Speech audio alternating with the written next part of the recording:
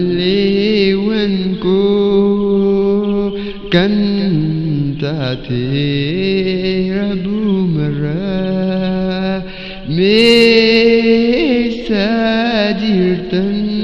irraa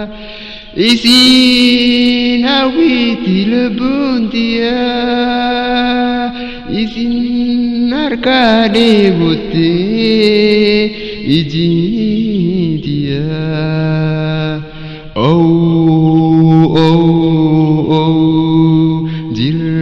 jirra kunuunan jaami arraa inni guddaa inni xiqqaa inni miskiinaa inni taajiraa inni dhukkubsataa inni fayyaa hin qabdu madaalii jaalalleewwan rabbii walitti dhufan haruma isaarratti wal jaallatan amruma isaatiif isaan tokko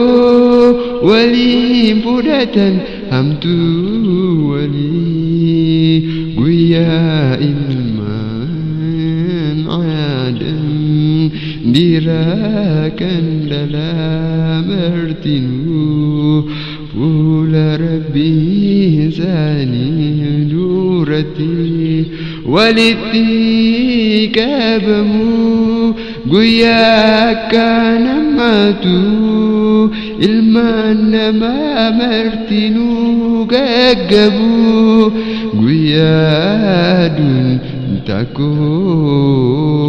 lamaan sitti dhiyaatu jaalalleewwan koo kan taatan rabbumarraa mee dhageeffadhu sagalee rabbii keetu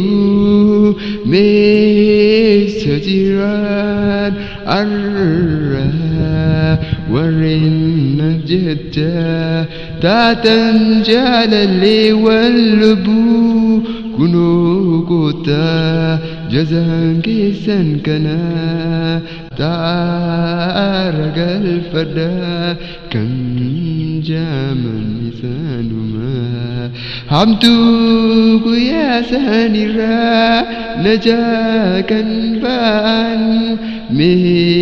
meesuma jirtan jaalalleewwan rabbii